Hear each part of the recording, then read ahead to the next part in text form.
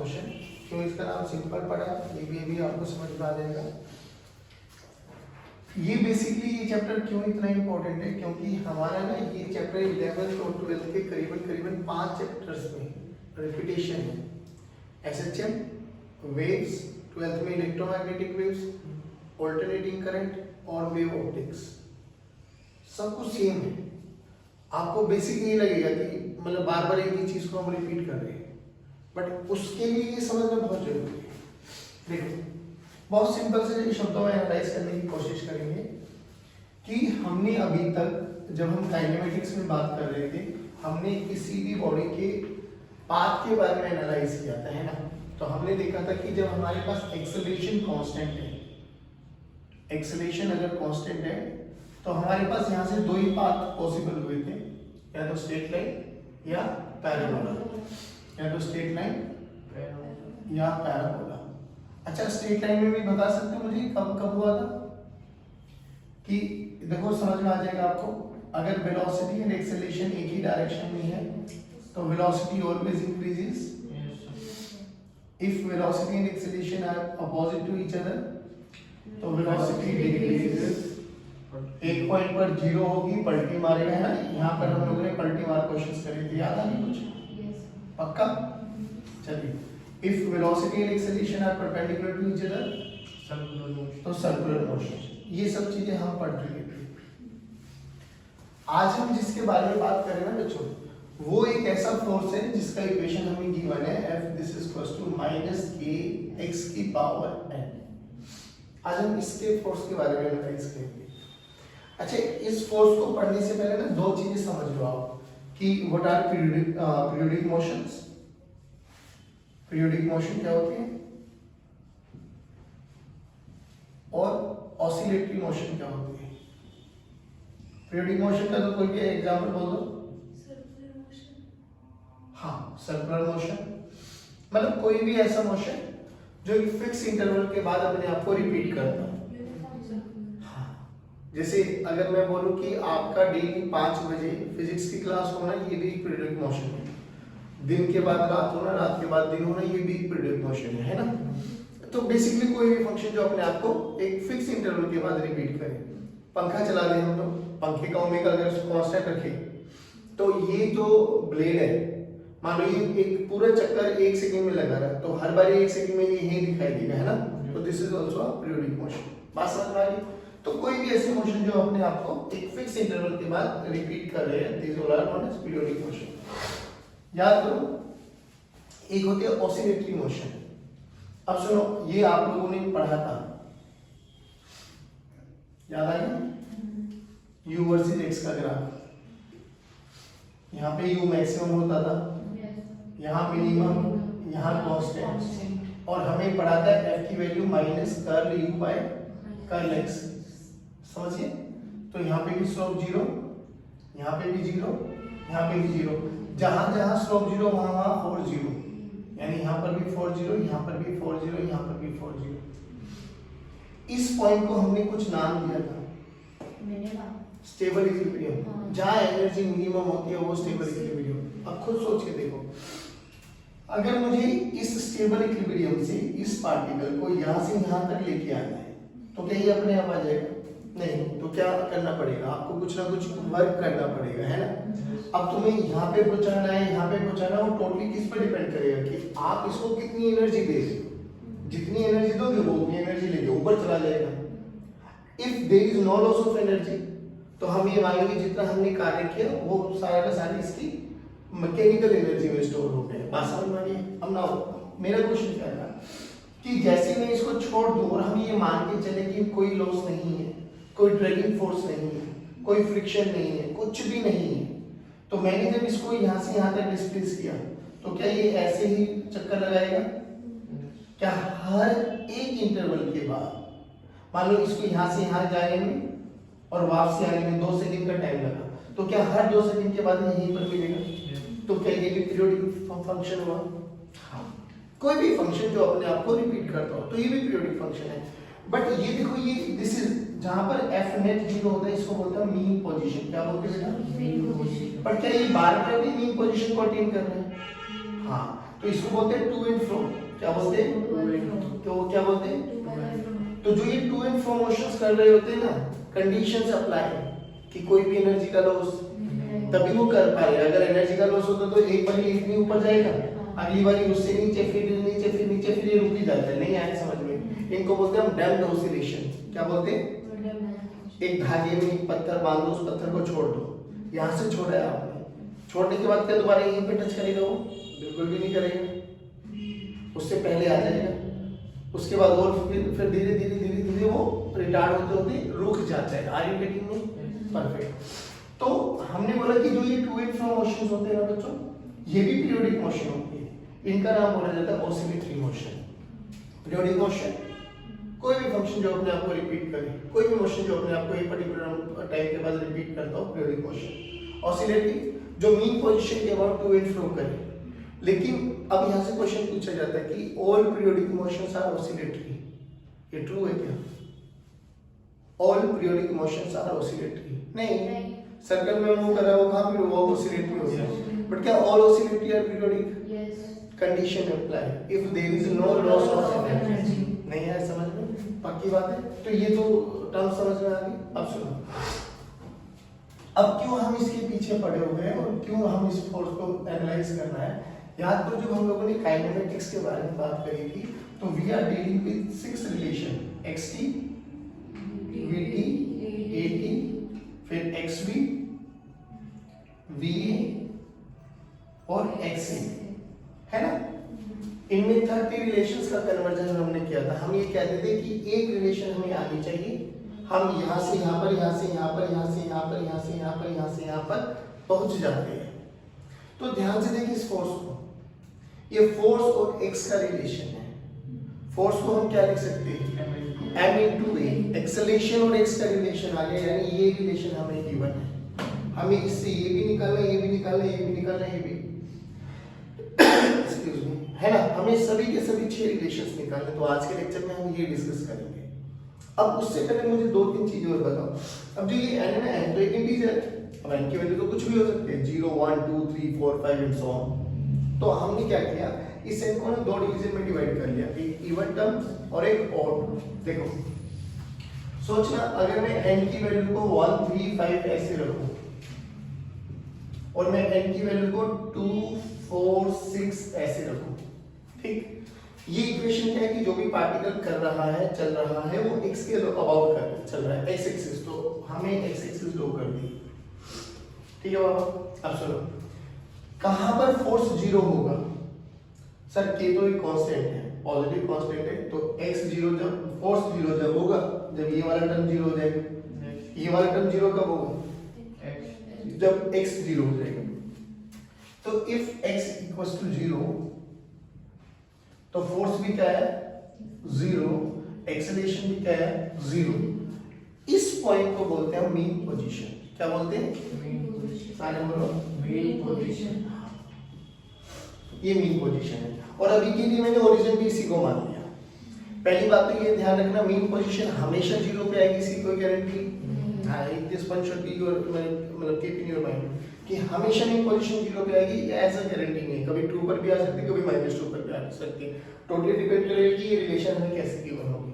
But हाँ, इस question के लिए हम लोग मीन पोजीशन इसी को मान लेते और ओरिजिन भी यही मान के चल लिया अपन लोगों ने। चलो, अब जब हम लोगों ने ओरिजिन भी यही मान लिया, मीन पोजीशन भी यही मान लिया, what to do? Put x की वैल्यू +1 और पावर और इवन रखने, तो मैं भी फंक्शन लिख के देता हूं, f this is equals to -k x की power 2। Put x equals to 1, तो हम यहां पर आ गए। बोलो फोर्स किधर लगा? Negative x। सभी बच्चे बोलो, टुवर्ड्स नेगेटिव -k into 1 का स्क्वायर, तो माइनस के बोले तो नेगेटिव, तो फोर्स लगा इस डायरेक्शन में। पुट x की वैल्यू -1, नहीं ध्यान से, x की वैल्यू -1 का स्क्वायर है, तो अभी भी फोर्स इधर ही लगा। अब समझ रहा है कि आप किधर भी चलो, फोर्स एक ही डायरेक्शन में लग रहा है। तो ये या तो ये वाला केस बनेगा या ये वाला केस बनेगा। If you are moving along the negative direction, तो ये वाला केस बन जाएगा। अगर आप पॉजिटिव एक्स की डायरेक्शन में जा रहे हो तो ये वाला केस बन जाएगा, यानी वहां पर आपको इधर ही चल रही हो, इधर ही फोर्स लग रहा है तो वेलोसिटी इंक्रीजेस, इधर फोर्स लग रहा है उधर चल रहे हो तो वेलोसिटी डिक्रीजेस, जीरो पलटी मारेगा वापसी आएगा, नहीं आया समझ में? श्योर? पक्का? Done done?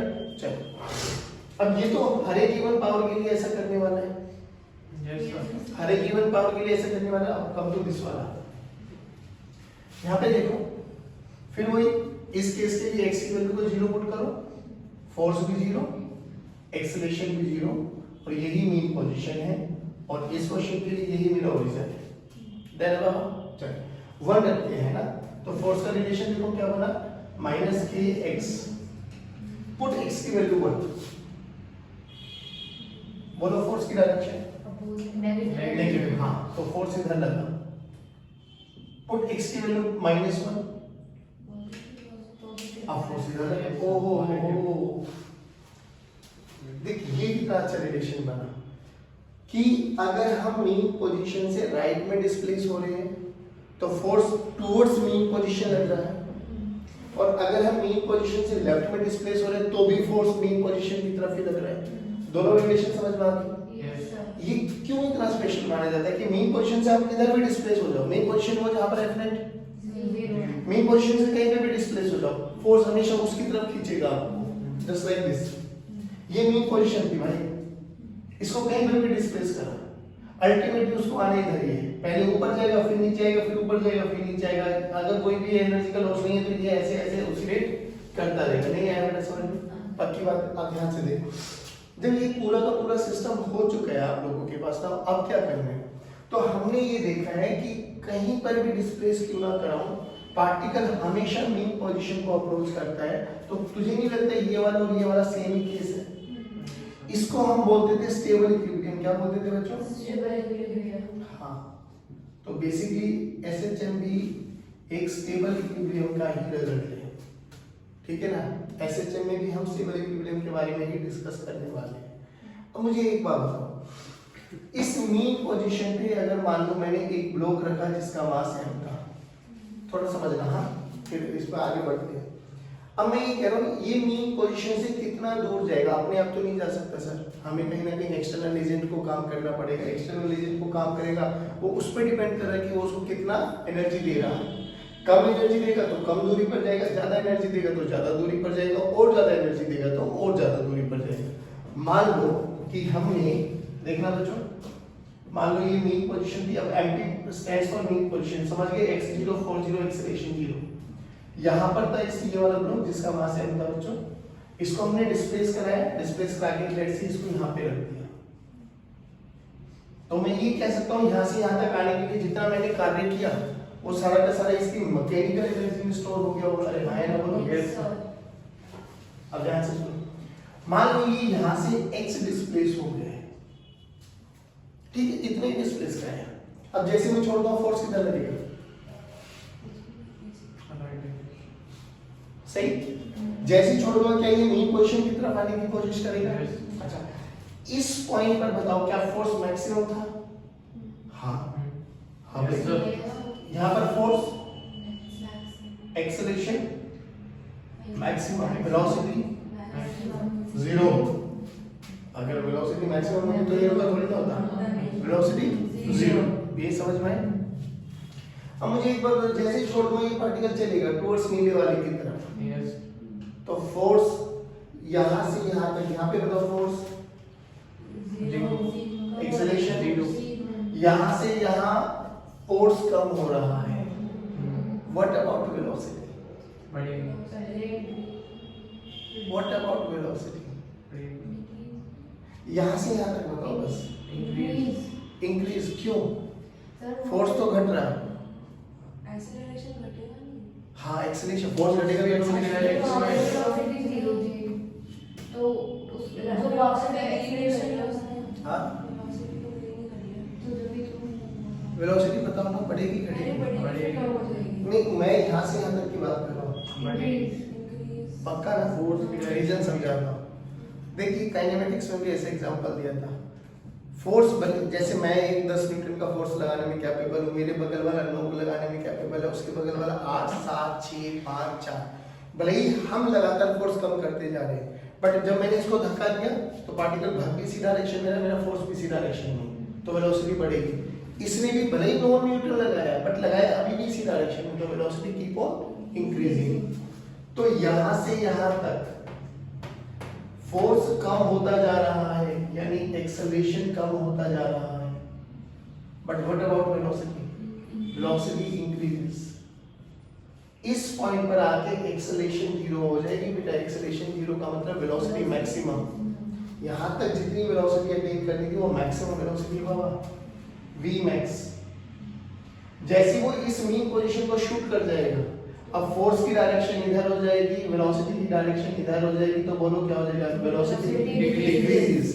एक पॉइंट ऐसा आएगा कि जहां पर ये वेलोसिटी जीरो हो जाएगी बाबू, velocity zero, acceleration maximum, particle पलटी मारेगा and then back to pavilion, नहीं आया। अब जब यहां से यहां तक आएगा, यहां से यहां तक आएगा, बताओ यहां से यहां तक क्या होगा? यहां से यहां तक क्या होगा? फोर्स इंक्रीजेस, मतलब acceleration increases and velocity decreases. यहां से यहां बोलो, उल्टा हो जाएगा। हां, वेलोसिटी इंक्रीजेस, एक्सेलरेशन डिक्रीजेस। यहां से यहां बोलो, एक्सेलरेशन इंक्रीजेस, वेलोसिटी डिक्रीजेस। नहीं आया बच्चों? पक्की बात। यहाँ पे थोड़ा थोड़ा मैकेनिकल एनर्जी के भी बारे में चर्चा कर लेते हैं। यहाँ पे mechanical energy summation of kinetic plus potential. But जब वेलोसिटी जीरो है तो यहाँ पर मैक्सिमम कौन होगा? Potential energy. और काइनेटिक एनर्जी मिनिमम। जीरो भी कह लो या मिनिमम कह लो आप, है काइनेटिक एनर्जी जीरो और पोटेंशियल एनर्जी मैक्सिमम। यहाँ पर काइनेटिक मैक्सिमम और पोटेंशियल जीरो। देखो जीरो कहना एक अच्छा जस्टिफाइड नहीं हो सकता यहाँ पर, क्योंकि बहुत सारे केसेस में मेन पोजीशन में पोटेंशियल एनर्जी हो सकती है। तो आप इतना याद रखो कि यहाँ पे काइनेटिक एनर्जी मैक्सिमम होगी और पोटेंशियल एनर्जी मिनिमम होगी। बट जो कि थ्रू आउट पूरे पाथ के along there is no loss of energy. तो जो मैकेनिकल एनर्जी यहाँ पे थी वही मैकेनिकल एनर्जी यहाँ पे रहेगी, वही मैकेनिकल एनर्जी यहाँ पे रहेगी। Throughout there is no change in mechanical energy. हाँ, बट काइनेटिक एनर्जी और पोटेंशियल एनर्जी कन्वर्ट होती चली जाती है। कहीं पर काइनेटिक एनर्जी मैक्सिमम हो जाएगी, कहीं पर पोटेंशियल एनर्जी मैक्सिमम हो जाएगी। क्या ये चीज समझ में? आप सुनो, जहां पर V मैक्स होता है एंड जहां पर A मैक्स होता है, या जहां पर A एक्सेलरेशन जीरो होता है और V मतलब जहां A जीरो और V जीरो है, इनके बीच की जो ये डिस्टेंस है ना, इसको बोलते हैं एम्पलीट्यूड। क्या बोलते हैं? Amplitude. Amplitude is written by A stands for amplitude. बोलो इतना समझ में आया बच्चों? चलिए ठीक है, ये सब चीजें हमें समझ में आनी। तो उधर प्लस A एम्पलीट्यूड हो जाएगा, इधर माइनस A। मेन पोजीशन से जितना इधर डिस्प्लेस करोगे उतना ही नॉन लॉस ऑफ एनर्जी, तो उतना ही बाकी इधर बैक टू पवेलियन आएगा। पास समझ में आ गया? तो ये था आपके पास ऐसे। अच्छा, इसे हम सिंपल क्यों रखा गया? रीजन समझो, क्योंकि हम 1 3 5 में n की पावर 1 के बारे में बात करने वाले हैं। क्योंकि एज फार एज n की पावर 1 इज कंसर्न, इसका मैथमेटिक्स थोड़ा सिंपल बन जाता है एज कंपैरिजन टू 3 and 5। तो दैट्स व्हाई इस चैप्टर का नाम है सिंपल हार्मोनिक मोशन। तो हमें सबसे पहला रिलेशन क्या समझ में आया कि हमारे पास f this is equals to -kx। ये एक बहुत सुंदर सा रिलेशन है। अच्छा, मुझे अगर कोई पूछे कि plot a graph between f and x, क्या मैं प्लॉट कर सकता हूं? कैसा है? पासिंग फ्रॉम ओरिजिन, स्लोप बताओ, नेगेटिव, एक्टिविटी ऑफ ऑब्ट्यूज। यानी अगर कोई मेरे से f और x का ग्राफ पूछे बेटा, f और x का ग्राफ, तो graph will be like this, नहीं है? तो ये ग्राफ आ गया हमारे पास। अब देखो, जो भी फोर्स होगा वो m into a लिख सकता हूं मैं। तो यहाँ से हमारे पास एक रिलेशन आया m into a this is equals to -kx। तो a की वैल्यू क्या आ गई बेटे? -k/m into x। k भी कांस्टेंट है, मास भी कांस्टेंट है, तो ये पूरी टर्म एक कांस्टेंट क्वांटिटी बन जाती है, जिसको हम अभी के लिए मान लेते हैं ओमेगा स्क्वायर। फिर रिप्लेस करेंगे, फिर बताऊंगा कि ये ओमेगा स्क्वायर मानने का कॉन्सेप्ट क्या था। तो अभी मेरे पास जो रिलेशन है दैट इज -ω² into x। ये रिलेशन मेरे पास आ गई। तो दिस इज ax रिलेशन। अब मुझे क्या करना है? इस ax रिलेशन का यूज करते हुए पांचों की पांचों इक्वेशंस को डिराइव करना है, उनके ग्राफ्स बनाने हैं। बस आज हम इतना ही पढ़ेंगे, ऐसा समझ लो। इसको देखो, तो हमारे पास रिलेशन क्या है बच्चों? a this is equals to -ω² into x। आप कोई भी जनरल कंडीशन मान के चल रहे थे, अभी we are dealing with f equals to minus kx। ध्यान रखना ये हमारी स्टैंडर्ड इक्वेशन है। अभी equation x plus 1 x minus 1 कुछ भी हो सकता है, मतलब चलो नाउ व्हाट टू डू। मान लो कि ये हमारे पास वही मेन पोजीशन था बेटा, जहाँ पे x इक्वल्स टू 0 है, फोर्स 0 है, एक्सेलरेशन 0 है, v मैक्स है, ठीक है। यहां से किसी भी दूरी पर मान लो x नोड पर हमारा पार्टिकल t इक्वल्स टू 0, यानी जब इनिशियल टाइम पर पार्टिकल यहाँ पे था तो इसने चलना स्टार्ट किया तो यहाँ से x दूरी पर मान लेते हैं कि t equals to t time पर ये पार्टिकल के पास वेलोसिटी है v, ठीक। और ये अल्टीमेटली कहां तक जाएगा बच्चों, a एम्पलीट्यूड तक। अब a एम्पलीट्यूड का मतलब यहाँ पे x की वैल्यू तो a हो जाएगी, बट वेलोसिटी के बारे में क्या ख्याल है, 0। क्योंकि हमें ये पक्की बात है कि जब भी हम a और x का रिलेशन करते थे तो हमें इनिशियल कंडीशन गिवन होती थी। नाउ हमें ax से bx आना है, तो a को क्या लिखूं, देखो a को dv/dt भी लिख सकते हैं, बट dv/dt लिखने का यहाँ कोई लॉजिक बन नहीं रहा, क्योंकि इधर जो टर्म है वो x की टर्म है, v dv/dx। तो a को लिखो, अब थोड़ी मेरी हेल्प करना, हाँ, a equals to v dv/dx, this is equals to minus omega square x, है ना। x को एक तरफ मारो और v को एक तरफ रखो, तो v dv minus omega square x into dx। Omega square constant है, इंटीग्रेट करो कहां से कहां तक। देखो अब ये हमें गिवन था, बट ये हमने अपने कॉमन सेंस का यूज करके लगाया, जो अभी वहां पे पढ़ा था कि भाई ये तो होने ही होना है कि फाइनल x a के बराबर आएगा और उस a पर v 0 हो जाएगा। तो इनिशियली जब t के बराबर है तो पार्टिकल x पर है, वेलोसिटी v है, तो when x equals to x particle is at v, मतलब पार्टिकल की स्पीड v है, जब पार्टिकल a पर पहुंचा है तो उसकी वेलोसिटी 0। क्या इंटीग्रेट कर सकता हूं, इंटीग्रेशन आता है बेटा पावर, एक पावर ऐड उसी पावर से डिवाइड, तो v²/2, v से 0 माइनस ओमेगा स्क्वायर, यहां पर भी से x²/2। चलो x a, देखो 2 will cancel out, upper minus lower, तो 0 का स्क्वायर माइनस v का square, this is equals to minus omega square upper a का स्क्वायर माइनस x का स्क्वायर, माइनस माइनस भी कैंसिल आउट, तो यहाँ से v और x, देखो v और x में एक रिलेशन आपको दिखाई दिया। जो ये फॉर्मूला भी लिख रहा हूँ, this is very very important formula, ध्यान रखना। v this is equals to, उधर जाके अंडर रूट ओमेगा का स्क्वायर है तो बाहर आ जाएगा, तो omega under root of a square minus x square, तो ये vx का रिलेशन आ गया, ठीक है, ax देन vx। अभी मुझे एक बात बताओ, ये कैसा रिलेशन है, can we identify this relation. यहां से देखो, अगर मैं v²/ओमेगा² कर दूं, v²/ओमेगा², this is equals to a² minus x², तो v²/ओमेगा² plus x², this is equals to a² से डिवाइड कर दो, तो v²/ओमेगा² इंटू a² प्लस x²/a², this is equals to 1। ध्यान से देखो, ये एक रिलेशन पढ़ी थी हम लोगों ने,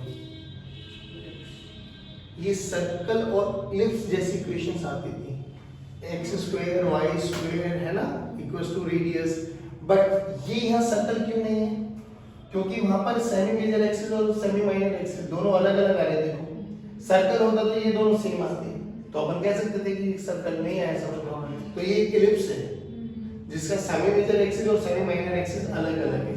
अगर मेरे से कोई v और x का ग्राफ पूछा जाए, v वर्सेस x का ग्राफ, तो it will be an ellipse, नहीं आया समझ में, जिसका जो semi major axis minor axis होगा वो ओमेगा इनटू a होगा, और जो सेमी मेजर एक्सिस होगा वो a होगा, नहीं आया समझ में पक्का। तो ये कुछ ऐसा शेप का बनने वाला है, जिसका ये रिलेशन आ जाएगा a इनटू ओमेगा और ये रिलेशन आ जाएगा a, याद आ गया, छोटा a और b के रिलेशन भी यूज करते थे हम लोग। चलिए, तो ये इसका ग्राफ बन गया। अब आपको जो याद करना है, तो ये रिलेशन याद होनी चाहिए आपको, एक ये रिलेशन जिससे हम न्यूमेरिकल्स करेंगे। नाउ vx आ गया, v को क्या लिख सकता हूं, dx by dt, और लिखने का बेनिफिट है क्योंकि इधर x भी है, तो dx by dt से हमारे xt रिलेशन आता हुआ दिखाई दे जाएगा, है ना।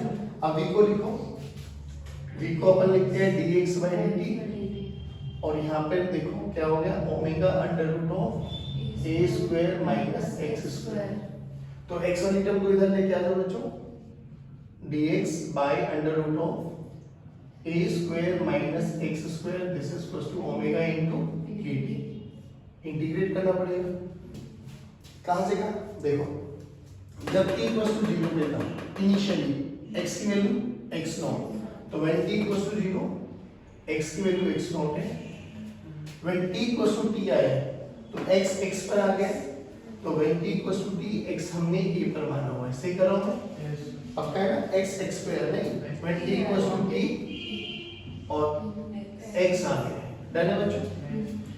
अब इसको सॉल्व करना आता है, अगर नहीं आता तो समझो ये बाय सब्स्टिट्यूशन मेथड से हो जाएगा।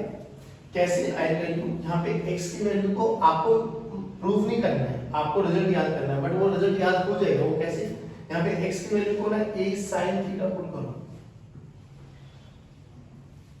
पुट करो a sin थीटा, तो देखो a square minus a square sin square theta, a square common ले लो, 1 minus sin square theta cos square theta, अब a का भी स्क्वायर है cos का भी स्क्वायर है, तो a cos थीटा, देखो देखो dx by a cos theta.